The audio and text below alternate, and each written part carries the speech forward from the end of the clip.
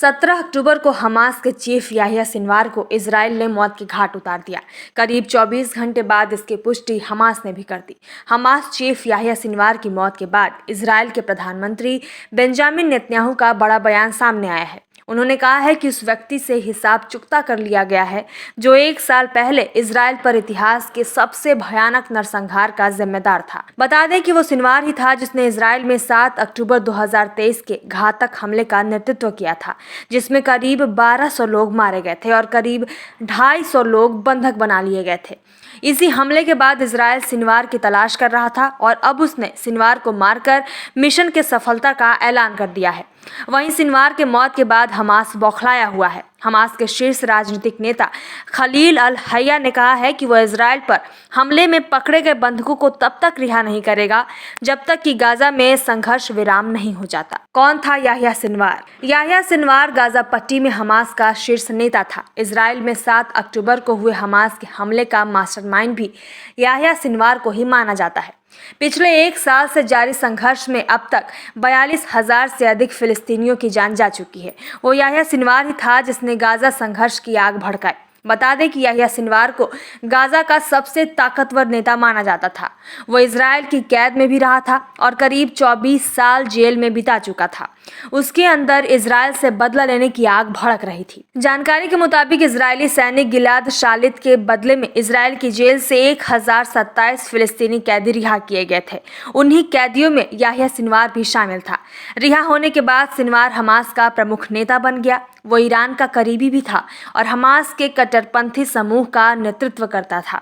Yahya Sinwar Israel की उस सूची में सबसे ऊपर था जिनको इजराइल किसी भी कीमत पर खत्म करना चाहता था। कैसे मारा गया खूंखार सिनवार? सिनवार को किसी योजनाबद्ध ऑपरेशन के तहत नहीं मारा गया, बल्कि इजरायली सेना उन इलाकों में पिछले कई हफ्तों से गश्त कर रही थी। उस दौरान खुफिया सूत्रों ने संकेत दिए कि सिनवार वहां मौजूद है। इजरायली सेना के मुताबिक उसकी 828वीं बिस्ला मैक ब्रिगेड बुधवार को रफाह के ताल अल सुल्तान इलाके में गश्त कर रही थी। उसी दौरान गश्ती दल ने 3 आतंकवादियों की पहचान की। तुरंत मुठभेड़ शुरू हो गई और तीनों को मार दिया गया। तब तक इस मुठभेड़ में कोई खास बात नहीं दिख रही थी, लेकिन इसे अंजाम देने वाले सैनिक गुरुवार की सुबह तक वहां से नहीं लौटे थे। लेकिन मुठभेड़ के बाद जब शवों की पहचान की जा रही थी तो एक शव का चेहरा और डील डॉल याह्या सिनवार से काफी मिलता जुलता लगा, लेकिन लाशें वहीं पड़ी रहीं। इस तरह के मामले में सावधानी बरती जाती है। हमास की ओर से फंसाने वाली किसी चाल से बचने के लिए लाश की एक उंगली को काटकर जांच के लिए इजराइल भेजा गया। बाद में उसी दिन सिनवार का शव वहां से निकालकर इजराइल ले आया गया। वहीं उस पूरे इलाके को घेर कर उसे सुरक्षित कर दिया गया। दरअसल इजरायली सेना को यह पता नहीं था कि सिनवार वही था, लेकिन सेना लगातार वहां अपना ऑपरेशन चला रही थी। मुठभेड़ के बाद जिस शख्स की पहचान सिनवार के तौर पर हुई वो अकेले एक इमारत की ओर भागता दिखा। उसी दौरान सैनिकों ने ड्रोन से उसकी पहचान की और उसे मार दिया। सिनवार के पास एक हथियार, एक फ्लैक जैकेट जिससे विस्फोट रोका जाता है और 40,000 शेकेल यानी करीब 90,000 रुपए बरामद किए गए। इजराइल को हिजबुल्लाह की धमकी। हमास नेता याह्या सिनवार की मौत के बाद हिजबुल्लाह का बड़ा बयान सामने आया है। उसने इजराइल को नई धमकी दी है। शुक्रवार को हिजबुल्लाह ने कहा है कि वो इजराइल के खिलाफ जंग के नए और उग्र चरण की ओर बढ़ रहा है। इस बीच ईरान ने भी कहा है कि याह्या सिनवार की मौत के बाद प्रतिरोध की भावना प्रबल होगी। इजराइल का बड़ा बयान। सिनवार के मारे जाने पर इजराइल ने बड़ा ऐलान करते हुए कहा है कि वो जंग रोकने के लिए तैयार है, लेकिन इसके लिए हमास को इजराइल के बंधकों को वापस करना होगा।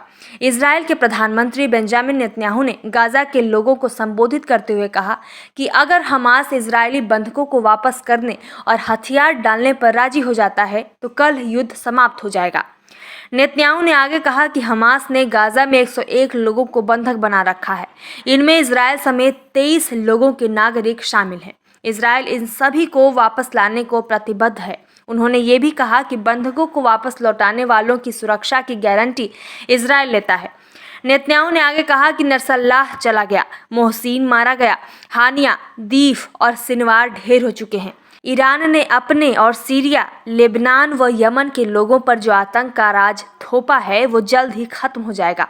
उन्होंने कहा कि मध्य पूर्व में शांति और बेहतर भविष्य की चाहत रखने वाले लोगों को एकजुट होना चाहिए। हमास ने नए मुखिया का किया ऐलान। याह्या सिनवार की मौत की पुष्टि के बाद अब हमास ने अपना नया मुखिया चुन लिया है।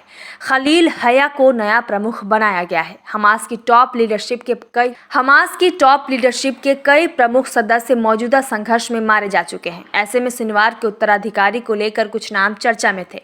इसमें खालिद मिशाल का नाम भी शामिल था। हालांकि हमास ने अपना नेता खलील अल हया को चुना। हया फिलहाल कतर में रह रहा है। 2007 में गाजा में इजरायली हवाई हमले के दौरान उसका पूरा परिवार मारा गया था। युद्ध विराम की इच्छा कर चुका है व्यक्त। इसी साल अप्रैल में युद्ध विराम बातचीत में गतिरोध के बीच अल हया ने इजराइल के साथ 5 साल या उससे अधिक समय के लिए युद्ध विराम पर सहमत होने की इच्छा व्यक्त। जानकारी के मुताबिक उसने कहा था कि अगर एक स्वतंत्र फिलिस्तीनी राज्य की स्थापना की जाती है तो हमास हथियार डाल देगा और एक राजनीतिक पार्टी में बदल जाएगा। बता दें कि अल हया पर अनियेह और सिनवार दोनों का भरोसा था। वो हमास की बातचीत करने वाली टीम का नेतृत्व करता था और ईरान के साथ उसके मजबूत संबंध रहे हैं। हया ने ही की सिनवार की मौत की पुष्टि। हमास ने अपने चीफ याह्या सिनवार की मौत की पुष्टि करते हुए कहा कि इससे हम और मजबूत होंगे। हमास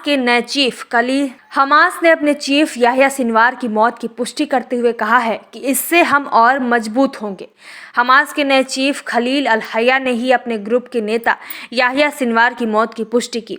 अल हया ने अपने बयान में दोहराया है कि वे 7 अक्टूबर को इजराइल पर हुए हमले में पकड़े गए इजरायली बंधकों को तब तक रिहा नहीं करेंगे जब तक कि घेरे हुए फिलिस्तीनी एनक्लेव पर आक्रमण बंद नहीं हो जाता और इजरायली सेना वापस नहीं आ जाती। अल हया ने कहा, गाजा पर आक्रमण खत्म होने से पहले वे कैदी आपके पास वापस नहीं आएंगे। उसने कहा कि मौत कब्जा करने वालों के लिए अभिशाप बन जाएगी। सिनवार के मौत के बाद इजराइल में मौजूद बंधकों के परिवारों को उम्मीद है कि अब हमास से युद्ध विराम हो सकता है।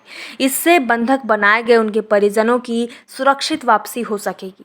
साथ ही वैश्विक नेताओं ने भी उम्मीद की है कि गाजा में युद्ध खत्म होना चाहिए, लेकिन ऐसा होता नहीं दिख रहा क्योंकि इजराइल ने यह ऐलान किया है कि वो जब तक 7 अक्टूबर 2023 को बंधक बनाए गए लोगों को छुड़ा नहीं लेता तब तक युद्ध विराम नहीं होगा। ऐसे युद्ध का अगला मोड़ क्या होता है ये समय तय करेगा। ब्यूरो रिपोर्ट, द संपादक एक्सप्रेस।